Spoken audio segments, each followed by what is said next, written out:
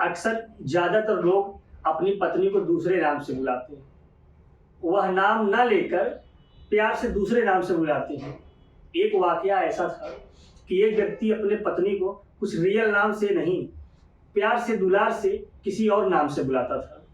लेकिन यह बात उसकी पत्नी को बुरी लगती थी। फिर उसकी पत्नी ने यह जानने की कोशिश की कि यह मुझे मेरे नाम से ना बुलाकर किसी और नाम से बुलाता है, क्या वजह है? जब वह बात सामने आती है तो उसकी पत्नी ने सीधे कोर्ट में जाकर अर्जी दे दी और बोली कि मुझे इस व्यक्ति से तलाक लेना है, और तलाक ले लेती है। वह व्यक्ति फिर दूसरी शादी करता है। जब दूसरी शादी करता है तो ठीक यही समस्या दूसरी पत्नी के साथ आती है। दूसरी पत्नी को जब बुलाया करता था तो उसके नाम से ना बुलाकर के किसी और के नाम से बुलाता था, यानी प्यार वाले, दुलार वाले नाम से बुलाया करता था। तो नाराज होती थी उसकी पत्नी। फिर वही घटना उस आदमी के साथ होती है। दूसरी पत्नी भी तलाक ले लेती है, उस व्यक्ति को छोड़कर चली जाती है और फिर तीसरी शादी वो करता है। तीसरी शादी करने के बाद यही समस्या, जो पहली दूसरी के साथ वही तीसरी के साथ। तीसरी पत्नी भी उसे तलाक लेकर अपने घर चली जाती है, मायके चली जाती है। एक दिन इसी व्यक्ति की शिकायत थाने पहुंच जाती है और जब थाने वाले इससे पूछताछ पूछते हैं, पुलिस वाले पूछते हैं, पुलिस वालों ने कहा कि ठीक से बताओ कि तुम्हारा संबंध कितनी महिलाओं से बन चुका है। गिनती याद हो जाए तो हमें जरूर बताना, हम किसी काम से बाहर जा रहे हैं। बाहर से पुलिस आती है, जब वो लौट कर फिर पूछती है कि अच्छा बताओ कितनी महिलाओं के साथ तुम्हारे संबंध बन चुके हैं। तो जो उस व्यक्ति ने बताया था वाकई में चौंकाने वाली बात थी। पुलिस हैरान थी उसकी बातों को सुनकर। फिर यह बातें थाने से निकलकर पूरे शहर में आग की तरह फैल जाती है और जब यह बात उन महिलाओं को पता चलता है तो महिलाएं सीधे डॉक्टर के पास जाती हैं और अपना चेकअप कराती हैं।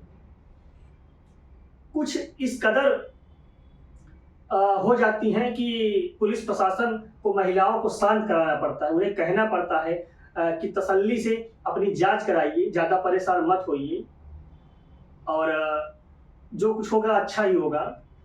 दोस्तों, आज की कहानी बहुत ही ज़्यादा रोचक है, सबसे अलग है, हैरान कर देने वाली है। आदाब, नमस्कार, सत श्री अकाल दोस्तों, मैं नीरज शर्मा। आज आपको जो सच्ची घटना सुनाने जा रहा हूँ, यह सच्ची घटना है। आंध्र प्रदेश का एक शहर है हैदराबाद और इसी शहर का एक इलाका लगता है सेवन हिल्स कॉलोनी।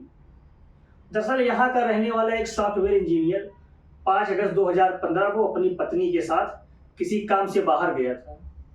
घर की चाबी अपने दोस्त को देकर चला जाता है कि कभी कोई ज़रूरत पड़ी तो मैं अपने दोस्त को चाबी दे दूंगा तो काम पड़ेगा, और अपने दोस्त से कहता है कि जब कोई काम पड़ेगा तो मैं तुझे फ़ोन कर दूंगा, मेरा घर थोड़ा देख लेना आकर। अपने दोस्त को मैसेज करके सीधे चला जाता है। 17 अक्टूबर 2015 को जब वो वापस लौट कर आता है, और जब वो आ ही रहा था वापस लौट कर आने के बाद एक ही बात, जो मियाँ बीवी दोनों परेशान थे एक ही बात को लेकर। तो सॉफ्टवेयर इंजीनियर अपनी पत्नी से पूछ रहा था कि सोने की चैन थी और तुमने रखी है, कहाँ रखी है? पत्नी कहती है कि तुम परेशान मत हो, घर जाने के बाद देख लेना, मिल जाएगी। जब घर आते हैं सोने की चैन की तलाश करते हैं, लेकिन घर के अंदर सोने की चैन नहीं था, बाकी सारा सामान पड़ा था। सोने की चैन को लेकर दोस्त को फोन करते हैं। जिस दोस्त को चाबी देकर गए थे उसे कहते हैं कि भाई तुम्हारे पास, तुम कमरे में कितनी बार आए थे? तो दोस्त ने कहा मैं तो कई बार आया, 1-2 बार तो मेरे दोस्त भी आए थे। तो उसने कहा कि मेरे घर से सोने की चैन चोरी हो गई है, तुम्हारे पास है तो तुम उसे वापस कर दो। सॉफ्टवेयर इंजीनियर ने अपने दोस्त से यह बातें कही। उसने कहा कि मैं तो कोई चोरी नहीं की। उसको सोने की चैन नहीं मिल रही थी तो वो परेशान होकर सीधे थाने पहुंच जाता है। थाने जाने के बाद कहता है कि साहब मैं कंपनी के काम से बाहर गया था, पत्नी के साथ लौट कर आया तो देखा मेरे घर में सोने की चैन रखी थी, वह गुम हो गई है। दोस्त से पूछा तो वो इधर उधर की बातें कर रहा है। पुलिस इस मामले को गंभीरता से लेती है, उसके दोस्त को हिरासत में लेकर जाती है, पूछताछ करती है, उससे बातचीत करती है। इस सॉफ्टवेयर इंजीनियर के यहाँ से जाने के बाद वो दोस्त अपने कई दोस्त के साथ मिलकर इस घर के अंदर पार्टी किया करते थे। 2 दोस्तों को बुलाया गया। एक व्यक्ति होता है जिसका नाम होता है मलकाज गिरी, जो पेशे से ड्राइवर होता है। उसको बुलाया जाता है। वह पुलिस के सामने ज़्यादा सवालों के सामने टिक नहीं पाता है और उसने वो 15 तोले की चैन पुलिस के हवाले कर दी।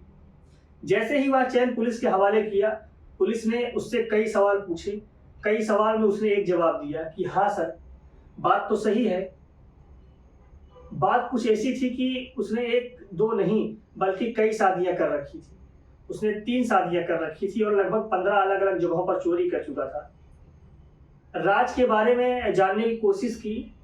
इस राज के बारे में पुलिस ने जब जानने की कोशिश की तो जो अगली बात बताई थी उसको सुनने के बाद पुलिस हैरान हो जाती है, परेशान हो जाते हैं, सोच में पड़ जाते हैं कि क्यों कितनी शातिर इंसान है।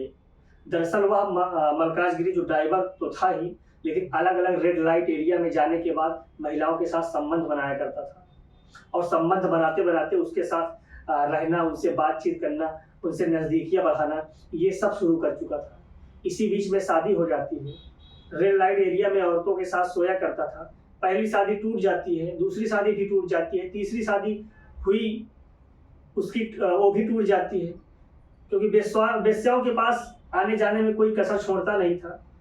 पत्नी के छोड़ जाने के बाद भी एक दिन उसकी सेहत बिगड़ जाती है, वह बीमार हो जाता है और जब बीमार हो रहा था तो उसे डॉक्टर ने कहा कि तुम्हें कुछ चेकअप कराने हैं और यह चेकअप जब आ गए तो रिपोर्ट हमें दिखा देना। डॉक्टर जब उसकी चेकअप की रिपोर्ट देखते हैं तो खुद परेशान हो जाते हैं। दरअसल वह व्यक्ति जो था उसको HIV एड्स हो चुका था। जब उस व्यक्ति को पता चलता है तो उसके पैर के नीचे की जमीन खिसक जाती है। वो सोच में पड़ जाता है कि आखिरकार यह सब हुआ कैसे। रेड लाइट एरिया में जाता था, अपनी पत्नी के साथ भी रहता था, अलग अलग महिलाओं के साथ वो संबंध बनाया करता था और जो सुरक्षा होता है, सुरक्षा को कभी इस्तेमाल नहीं करता था। यही सब करते करते उसे HIV एड्स हो जाता है। तो कुछ उसने अपने इलाज कराने के बजाय उसके दिमाग में कुछ गलत खुराफात चीजें आती हैं और इसके साथ ही शुरू करता है वह महिलाओं के साथ संबंध बनाने की एक होड़, कहे तो एक होड़ सी मच जाती है उसके अंदर। जिस दिन उसे पता चलता है कि उसको HIV हो चुका है तो वह न केवल रेड लाइट एरिया में वेश्याओं के पास बल्कि उस महिलाओं से संबंध बनाता था जिस महिलाओं के बच्चे उसके ऑटो में बैठकर स्कूल जाया करते थे। और कहें तो खासकर वह महिला यात्रियों को निशाना बनाया करता था। इस तरीके से लगातार कई महीने तक इसकी प्रक्रिया चल रही थी। कई महिलाओं के साथ कई बार वो संबंध बनाता था। सब चल रहा था। उसके बीच में लगभग 300 महिलाओं के करीब महिलाओं के साथ वो शारीरिक संबंध बना चुका था। यह बातें जब खूब वायरल होती हैं पुलिस और न्यूज और टेलीविजन के माध्यम से तो इस ऑटो वाले का नाम बहुत तेजी से सुर्खियों में आता है। वह महिलाएं सुनकर हैरान परेशान हो जाती हैं जो इसके साथ शारीरिक संबंध बना चुकी थी। बड़ी संख्या में जब महिलाओं ने अपना चेकअप कराया तो प्रशासन में हड़कंप समझ गया। प्रशासन अपील करता है कि तुम लोग शांति बनाए रखो, जो भी प्रॉब्लम इस कारण से आप लोग अपना उपचार कराइए, इतना परेशान मत होइए। परेशान होने वाली बात नहीं है। चौकी पुलिस वाले जब उनको परेशान होते देखते थे तो शहर का माहौल बिगड़ सकता था, इसलिए पुलिस वाले उन्हें शांत करने की कोशिश की और महिलाएं शांत हो जाती हैं। हालांकि कितनी महिलाओं को एड्स की बीमारी लग गई, उनका रिपोर्ट जब पॉजिटिव पाया गया था, इसकी रिपोर्ट कहती हो 300 महिलाओं को, यानी 300 महिलाओं को यह रोग पाया गया था। दोस्तों, जिस तरीके से ये व्यक्ति 300 महिलाओं के साथ शारीरिक संबंध बनाया था, ये बहुत ही गलत था।